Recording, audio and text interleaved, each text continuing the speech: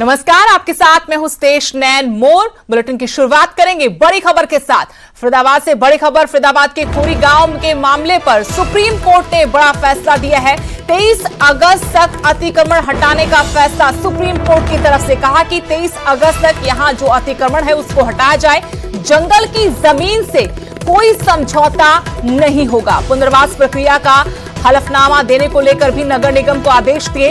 नगर निगम 23 अगस्त तक पुनर्वास नीति का ड्राफ्ट तैयार करे, ये सुप्रीम कोर्ट की तरफ से कहा गया। एक तरफ कहा कि जो अतिक्रमण है उसे 23 अगस्त तक हटाया जाए, साथ ही ये भी कहा कि जो लोग यहां से प्रभावित होंगे उनके पुनर्वास के लिए क्या ड्राफ्ट है उस ड्राफ्ट को भी तैयार किया जाए।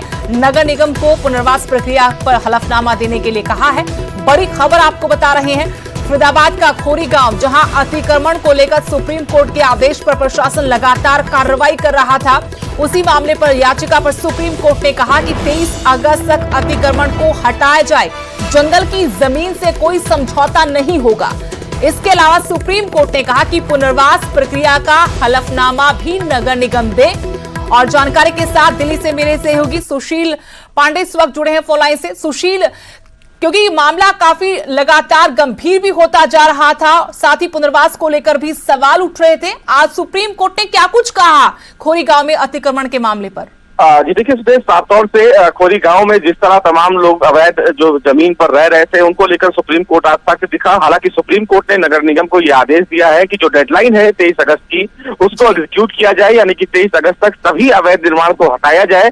मामले की सुनवाई के दौरान फरीदाबाद निगम की तरफ से यह भी कहा गया है कि उनकी तरफ से तैयारियां पूरी की गई हैं। हालांकि सुप्रीम कोर्ट ने ये कहा है कि खोरी गांव में ही निगम की तरफ से एक नोडल ऑफिसर अपॉइंट करे, ताकि जो विस्थापित लोग हैं वो अगर अपनी आपत्ति दर्ज कराना चाहते हैं तो उनको फरीदाबाद से खोरी गांव तक आना ना पड़े। वहीं सुप्रीम कोर्ट ने यह भी कहा है नगर निगम को कि इस पूरे मामले में जो ड्राफ्ट पॉलिसीज है उसको 23 अगस्त तक एग्जीक्यूट करे। 25 अगस्त को इस मामले में दोबारा सुनवाई की जाएगी। वहीं सुप्रीम कोर्ट में एक और अर्जी दाखिल की गई थी जिसमें ये कहा गया था कि खोरी गांव में ही जो शादी के पंडाल को लेकर तमाम जमीनें लोग लिए हुए थे, उन्होंने सुप्रीम कोर्ट में अर्जी दाखिल की थी और ये कहा था कि ये फॉरेस्ट लैंड पर नहीं है।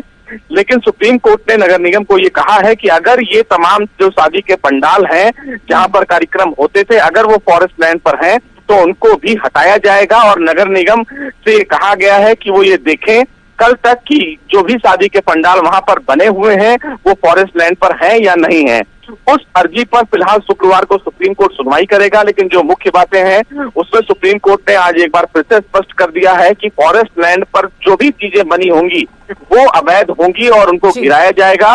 और नगर निगम को सख्त आदेश देते हुए हाईकोर्ट ने कहा है कि इसमें किसी भी प्रकार की कार्रवाई में लापरवाही बर्दाश्त नहीं की जाएगी।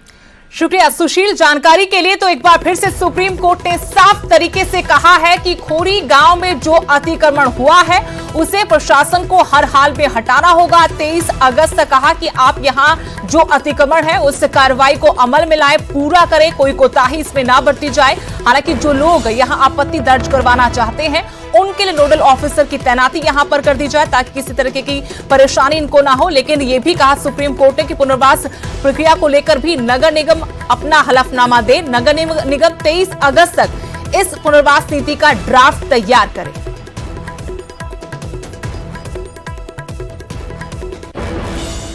अगली